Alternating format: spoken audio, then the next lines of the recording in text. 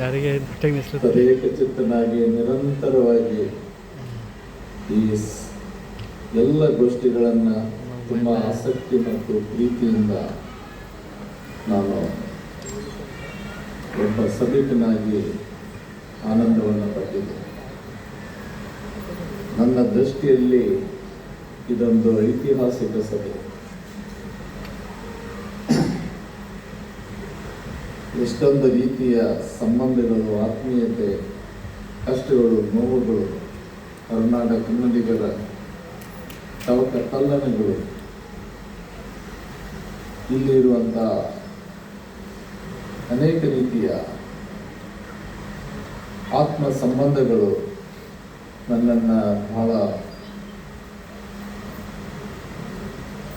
ರೋಮಾಂಚನಕಾರಿಯಾಗಿ ಮಾಡಿತು.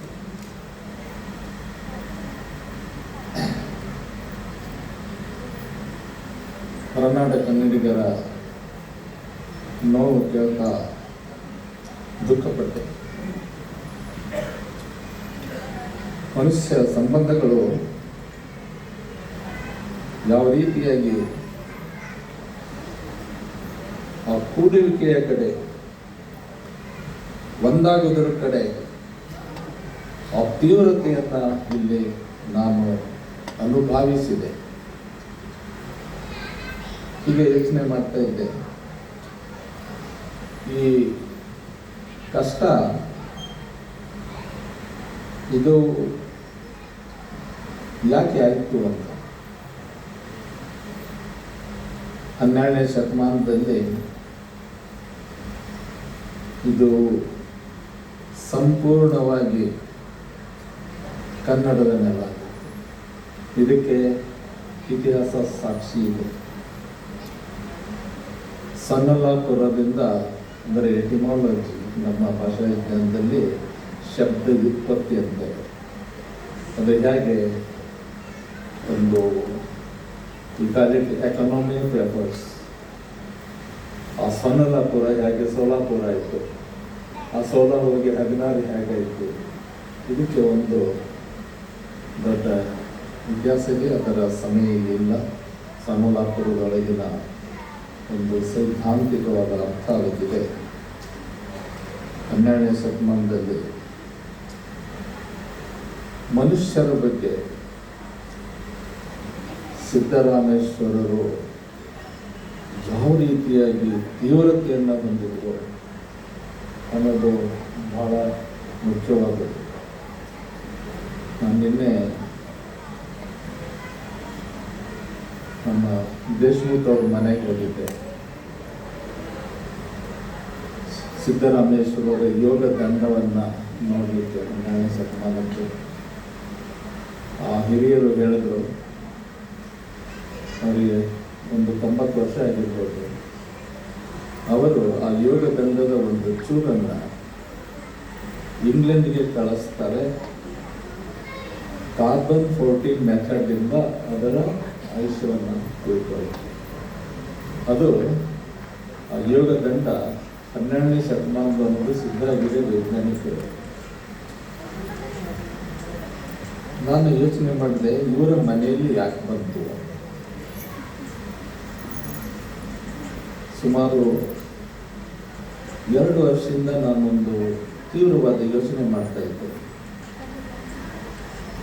ಕಲ್ಯಾಣದಲ್ಲಿ ಒಂದು ದೊಡ್ಡ ಹತ್ಯಾಕಾಂಡ ಆಗ್ತದೆ.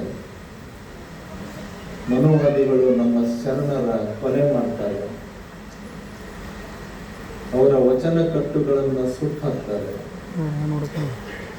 ಆಗ ಇದ್ದ ವಚನ ಕಟ್ಟುಗಳನ್ನು ತೆಗೆದುಕೊಂಡು ಉಳಿವಿ ಕಡೆ, ಅಂದರೆ ಅದು ಬಿಜ್ಜಳನ ರಾಜ್ಯವನ್ನು ಬಿಟ್ಟು ಅದು ಗೋವೆಯ ಕದಂಬರ ಪ್ರದೇಶ ಆಗಿರ್ತದೆ, ಅಲ್ಲಿ ಅವರು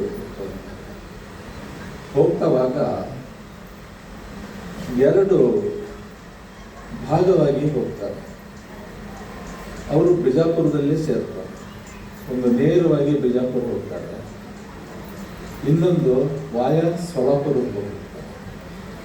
ಇದು ನನಗೆ ಪ್ರತಿ ಸಲ ಬರೆಯುವಾಗ ಇದೊಂದು ದೊಡ್ಡ ಪ್ರಶ್ನೆ ಆಗಿತ್ತು. ಯಾಕೆ ಒಂದು ಗುಂಪು ಭಾಳ ಟೆನ್ಷನ್ ಇರ್ತದೆ, ಉದ್ವಿಗ್ನ ಪರಿಸ್ಥಿತಿ ಇರ್ತದೆ. ಅವರು ಯಾಕೆ ಸೊಲಾಪುರಕ್ಕೆ ಬಂದವರು ಅನ್ನುವ ಪ್ರಶ್ನೆಗೆ ನನಗೆ 2 ವರ್ಷಗಳ ಹಿಂದೆ ಉತ್ತರ ಸಿಕ್ತು. ಇಲ್ಲಿ ಅವರು ಬರಲಿಕ್ಕೆ ಕಾರಣ ಏನು? ಅದು ಒಂದು ಅಲ್ಲಿ ರಕ್ತ ಕ್ರಾಂತಿಯಾಗಿದೆ, ವಚನಗಳನ್ನು ಉಳಿಸ್ಕೋಬೇಕಾಗಿದೆ. ಇದ್ದ 10% ನೋಡಿ, ನಮ್ಮ ಕನ್ನಡ ಬಿಜಾಪುರದವ್ರು ನಾನು 10% ವಚನ ಕಟ್ಟುಗಳು ಉಳಿದಿದ್ದಾವೆ. ಅದನ್ನು ಉಳಿಸ್ಕೊಳ್ಳಿಕ್ಕೆ ಅವರು ಸೊಲಾಪುರಕ್ಕೆ ಯಾಕೆ ಬಂದರು ಅಂತ ರೀಸನ್. ಆವಾಗ ನನಗೆ 2 ವರ್ಷಗಳ ಹಿಂದೆ ಚಾಮಲಾದೇವಿ ಆ ರಾಣಿಯ ಒಂದು ವಿಷಯ ಸಿಕ್ತು. ಆ ಚಾಮಲಾದೇವಿ ಸಿದ್ದರಾಮರ ಶಿಷ್ಯ ರಾಣಿ. ಅವಳು ನಮ್ಮ ನೊಳಂಬ ನಾಡಿನವಳು, ಕನ್ನಡದ ನಾಡಿನವಳು. ಇದು ಕೂಡ ಕನ್ನಡನೇ ಇದೆ.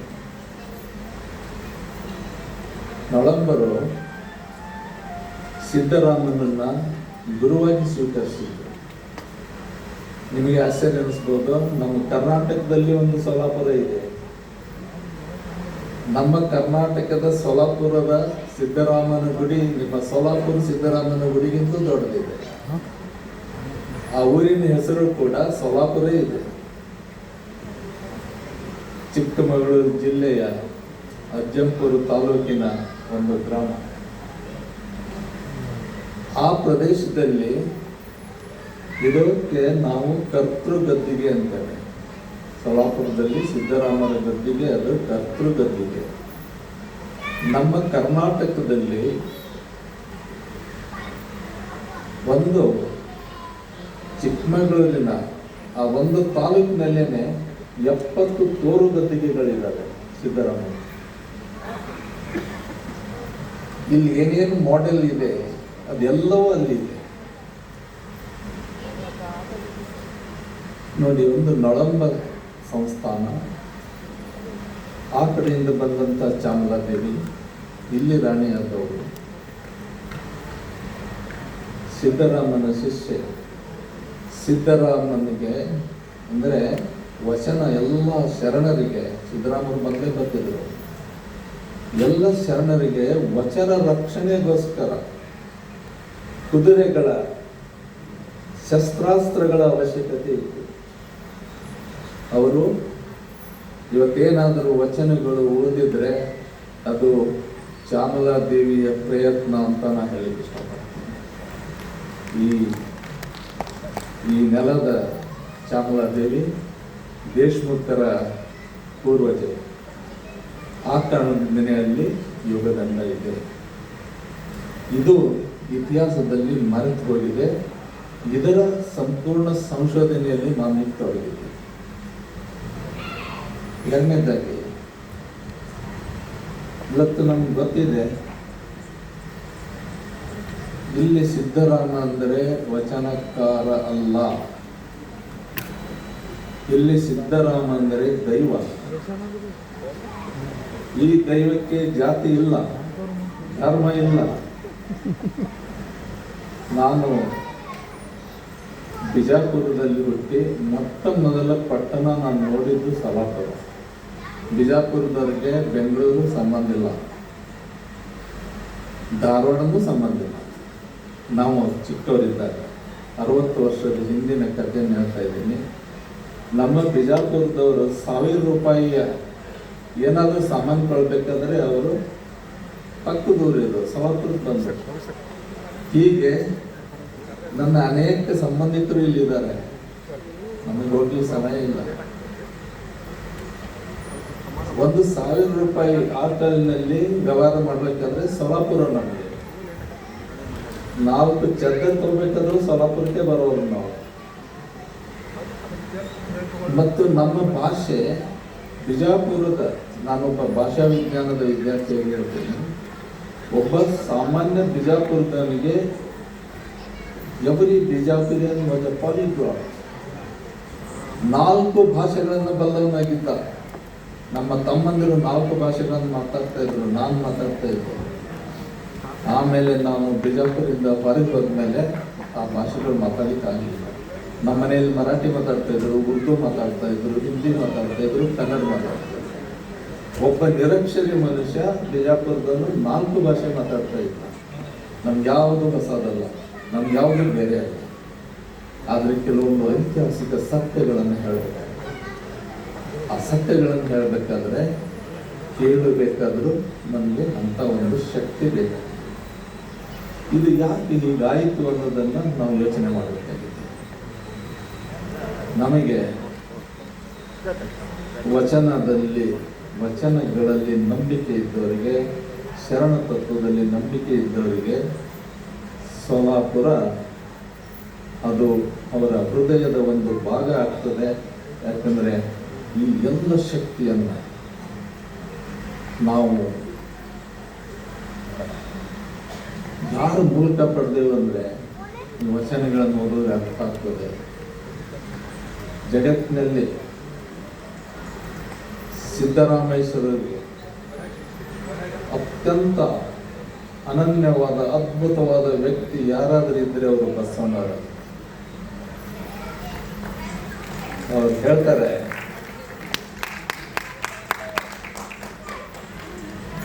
ಎಲ್ಲಿಯ ಶಿವಜ್ಞಾನ ಬಸವಣ್ಣನಲ್ಲದೆ. ಈ ಒಂದು ಸಾಲು ನೀವು ಅರ್ಥ ಮಾಡ್ಕೊಳ್ಳಿ, ಯಾವ ಅರ್ಥವನ್ನು ಕೊಡಿ. ನನಗೂ ನಿನಗೂ ಯಾರು ದೇವರು?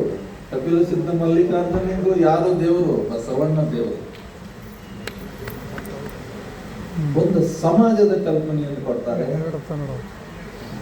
ಎಲ್ಲವನ್ನು ಹೇಳಿ ಸಮಯ ಇಲ್ಲ, ಯಾಕಂದ್ರೆ ನನಗೆ ಸಮಯ ಜ್ಞಾನ ಇದೆ. ಕೆಲವೊಂದನ್ನು ಹೇಳಿ ಬಸವಣ್ಣವರ ಬಗ್ಗೆ ಎಷ್ಟು ಪ್ರೀತಿ ಅಂದರೆ ಅದು ಸಿದ್ದರಾಮರಿಗೆ ಎಲ್ಲವನ್ನೂ ಬೇಕು. 2 ಸಾಲಿನಲ್ಲಿ it tells the concept of Basava's society. ಎಷ್ಟು ಅದ್ಭುತವಾದ ನಮ್ಮ ಓದ್ತೀವಿ ಹೇಳ್ತಾ ಇದ್ರಲ್ಲ, ರೂಪಕಗಳು, ಮೆಟಾಫರ್ಸ್ ಅಂತ ಹಿಂದಿ ಯೂಸ್ ಮಾಡ್ತಾರೆ. ಕಾಲಿಲ್ಲದವರಿಗೆ ಕಾಲು ಕೊಟ್ಟೆ, ಕಣ್ಣಿಲ್ಲದವರಿಗೆ ಕಣ್ಣು ಕೊಟ್ಟೆ. ಬಸವ ಕಾಲಿಲ್ಲದವರಿಗೆ ಕಾಲು ಕೊಟ್ಟೆ, ಕಣ್ಣಿಲ್ಲದವರಿಗೆ ಕಣ್ಣು ಕೊಟ್ಟ ಅಂದ್ಕೊಳ್ಳಿ. ನಮ್ಮ ಮನಸ್ಸು ಎಲ್ಲಿ ಹೋಗ್ತದೆ ಅಂದರೆ ಪವಾಡದ ಕಡೆ ಹೋಗ್ತದೆ. ಇದು ಪವಾಡ ಅಲ್ಲ, ಇದು ಒಂದು ಹೊಸ ಸಮಾಜದ ಅದ್ಭುತವಾದ ಪರಿಕಲ್ಪನೆ. ಬಸವಣ್ಣನವರು ಎಂಥ ಸಮಾಜವನ್ನು ನಿರ್ಮಾಣ ಮಾಡಿದ್ರು ಅಂದರೆ, ಒಬ್ಬ ಕುಂಟನಿಗೆ ಇಡೀ ಸಮಾಜ ಕಾಲಾಗಿ ನಿಲ್ತದೆ, ಒಬ್ಬ ಕುರುಡನಿಗೆ ಇಡೀ ಸಮಾಜ ಕಣ್ಣಾಗಿ ನಿಲ್ತದೆ. ಆ ಕುರುಡನಿಗೆ ತಾನು ಕುರುಡ ಅಂತ ಇರುವುದು ಅನ್ಸಲಾರ್ದಾಗೆ ಸಮಾಜ ನೋಡ್ಕೊಳ್ತದೆ. ಆ ಕುಂಟನಿಗೆ ನಾನು ಕುಂಟ ಅನ್ನುವಂಥ, ನನಗೆ ಕಾಲು ಇಲ್ಲ ಅನ್ನುವಂಥ ಪ್ರಜ್ಞೆ ಬರೋದಿಲ್ಲ, ಹಾಗೆ ಸಮಾಜ ನೋಡ್ತದೆ. This is the concept of Basava society. ಇದನ್ನ ಕಂಡು ಹಿಡಿದವರು ಯಾರು ಅಂದರೆ ಸಿದ್ದರಾಮೇಶ್ವರ. ಮತ್ತೆ ಅವರು 2 ಶಬ್ದಗಳು, 2 ಪದ ಪ್ರಯೋಗ ಮಾಡಿದ್ದಾರೆ. ಅಮೇಜಿಂಗ್. ನಮಗೆ ಎಲ್ಲರೂ ಹೇಳ್ತಾರೆ ವಚನಗಳು ಬಹಳ ಸರಳ ಅಂತ ಹೇಳಿ. ನಾನು ಕಳೆದ 50 ವರ್ಷದಿಂದ ವಚನಗಳನ್ನು ಓದ್ತಾ ಇದ್ದೀನಿ. ಪ್ರತಿ ಕ್ಷಣ ನನಗೆ ಹೊಸದು. ನವೋನ್ಮೇಷ ಶಾಲಿ ಪ್ರತಿಭಾ ಮಠ. ನನಗೆ ಒಂದು ಆಶ್ಚರ್ಯ ಅನ್ನಿಸ್ತು. ಈ ಬಸವನಿಗೆ ಸಿದ್ದರಾಮರು ಕಾಲಹರ ಬಸವ ಅಂತ ಯಾಕೆ ಹೇಳಿದ್ರು? ಕರ್ಮಹರ ಬಸವ, ಇದು ನಂಗೆ ಅರ್ಥ ಆಗ್ತದೆ, ಬಹಳ ಸರಳ ಇದೆ. ನಾನು ಅನೇಕ ವರ್ಷಗಳಿಂದ ಯೋಚನೆ ಮಾಡಿದೆ, ಬಸವಣ್ಣನವರು ಕಾಲಹರ, ಬಸವಣ್ಣನವರಿಗೆ ಸಿದ್ದರಾಮರು ಕಾಲಹರ ಬಸವ ಅಂತ ಯಾಕೆ ಹೇಳಿದ್ರು ಅಂತ ನನಗೆ ಇತ್ತೀಚಿನ ವರ್ಷಗಳಲ್ಲಿ ಅದರ ಹೊಳಪು, ಆ ಒಂದು ಫ್ಲಾಶ್ ನನಗೆ ಆಯಿತು. ಏನು ಅಂದರೆ, ಬಸವಣ್ಣನವರು ಏನು ಹೇಳಿದಾರಲ್ಲ, ಅವು ಕಾಲಾತೀತವಾಗಿವೆ. ಇನ್ನು 10,000 ವರ್ಷ ಆದರೂ ಕೂಡ ಆ ಮಾತುಗಳಿಗೆ, ಬಸವಣ್ಣನವರ ವಚನಗಳಿಗೆ, ಚಿಂತನೆಗಳಿಗೆ ಸಾವಿಲ್ಲ, ಕೊನೆಯಿಲ್ಲ. This is the concept of ಕಾಲಹರ ಬಸವ. ಯಾವುದೋ ಒಂದು ಕಾಲಕ್ಕೆ ಬಸವಣ್ಣವ್ರು ಹೇಳಿದ್ದಲ್ಲ, 12ನೇ ಶತಮಾನಕ್ಕೆ ಹೇಳಿದ್ದಲ್ಲ, 21ನೇ ಶತಮಾನಕ್ಕೆ ಹೇಳಿದ್ದಲ್ಲ, 31ನೇ ಶತಮಾನಕ್ಕೆ. You can't look at vachanas with the concept of time. ಇದನ್ನ ಯಾರು ಹೇಳಿದ್ದು? ಇದನ್ನ ಯಾರು ಕಲಿಸಿದ್ದು? ಸಿದ್ದರಾಮಯ್ಯ ಕಲಿಸಿದ್ದು. ನನ್ನ ಬಸವಣ್ಣ, ನಾನು ತಿಳ್ಕೊಂಡ ಬಸವಣ್ಣ ಸಿದ್ದರಾಮಯ್ಯರ ಮೂಲಕ ತಿಳ್ಕೊಂಡಿದ್ದೇನೆ. ಅಷ್ಟು ಅದ್ಭುತವಾದಂಥ ಬಹಳಷ್ಟು ಇದೆ. ಸಮಯ ಇಲ್ಲ, ಇದಾಯಿತು. ಇನ್ನು ಎರಡು ದಿವಸದಿಂದ ಬಹಳ ದುಃಖಪಟ್ಟಿದೆ. ನಮ್ಮ ಜನ ಎಷ್ಟು ಕಷ್ಟಪಟ್ಟಿದೆ ಯೋಚನೆ ಮಾಡ್ತಾ ಇದ್ದೆ. ನನ್ನ ಮನಸ್ಸು 1818ನೇ ಇಸ್ವಿದು 1818ರಲ್ಲಿ 3ನೇ ಆಂಗ್ಲೋ ಮರಾಠ ಯುದ್ಧ ಆಗ್ತದೆ. ಮೇಜರ್ ಮನ್ರೋ 2ನೇ ಬಾಜಿರಾಯನ ಸೋಲಿಸ್ತಾರೆ. ಆ ಸಂದರ್ಭದಲ್ಲಿ ದಕ್ಷಿಣ ಮರಾಠ ಬಾಂಬೆ ಪ್ರೆಸಿಡೆನ್ಸಿ. ಈ ದಕ್ಷಿಣ ಮರಾಠ ಪ್ರದೇಶ ಅಂದರೆ ಯಾವುದಕ್ಕೆ ನಾವು ಮುಂಬೈ ಬಾಂಬೆ ಗೌರ್ಮೆಂಟ್ ಅಂತೇವಲ್ಲ, ಬೆಳಗಾವಿ, ಬಿಜಾಪುರ, ಧಾರವಾಡ, ಉತ್ತರ ಕನ್ನಡ, ಕಾರವಾರ, ಈ ಪ್ರದೇಶಗಳು ಏನಾಗ್ತವೆ, ಪೇಶ್ವೆಯಿಂದ ಬಾಂಬೆ ಪ್ರೆಸಿಡೆನ್ಸಿಗೆ ಹೋಗ್ತಾರೆ. ನಿಮಗೆ ಆಶ್ಚರ್ಯ ಅನ್ನಿಸ್ಬೋದು, ಪೇಶ್ವೆ ಆಡಳಿತ ಇದ್ದಾಗ ಸೊಲಾಪುರದಲ್ಲಿ ಮರಾಠಿ ಇದ್ದಿದೆ, ಬೆಳಗಾವಿ ಇದ್ದಿದೆ. 1818ರ ನಂತರದ ಇಂಡಸ್ಟ್ರಿಯಲ್ ರೆವಲ್ಯೂಷನ್ ಆಗ್ತದೆ. ಈ ಔದ್ಯೋಗಿಕ ಕ್ರಾಂತಿಯಿಂದಾಗಿ ಅನೇಕ ಮಿಲ್ಲುಗಳು, ಇಲ್ಲಿ ಟೆಕ್ಸ್ಟೈಲ್ಸ್ ಎಲ್ಲ ದುಡಿಮೆ ಜನ ಬರ್ತಾರಲ್ಲ, ಅವರ ಭಾಷೆ ಎಷ್ಟು ಪ್ರಭಾವಶಾಲಿ ಆಗ್ತಂದರೆ, ಅವ್ರ ಭಾಷಾ ಪ್ರೇಮಿಗಳು. ನನಗೆ ಅವ್ರ ಬಗ್ಗೆ ಭಾಳ ಹೆಮ್ಮೆ ಇದೆ. ತಮ್ಮ ಭಾಷೆಯನ್ನು ಅವರು ಎಷ್ಟು ಪ್ರಭಾವಶಾಲಿ ಆಗ್ತಾರೆ ಅಂದರೆ, ಇಲ್ಲಿದ್ದ ಕನ್ನಡಿಗರು ಮರಾಠಿ ಮಾತಾಡದಿದ್ದರೆ ನಮಗೆ ಕಿಮ್ಮತ್ತಿಲ್ಲ ಅನ್ನೋದಾಗಿದೆ. This is the social problem. ಈ ಥರ ಆಗಿ ಇಲ್ಲಿ 1818ರಲ್ಲಿ ಮನ್ರೋ ಒಂದು ರಿಪೋರ್ಟನ್ನು ಕಳಿಸ್ತಾನೆ ಬಾಂಬೆ ಪ್ರೆಸಿಡೆನ್ಸಿ ಗವರ್ನರ್ಗೆ. ಏನು ಅಂದರೆ, ಇಲ್ಲಿ ಜನ ಹೊರಗಡೆ ಮರಾಠಿ ಮಾತಾಡ್ತಾ ಇದ್ದಾರೆ, ಆದರೆ ಇವರೆಲ್ಲ ಕನ್ನಡಿಗರಿದ್ದಾರೆ. That is the first record.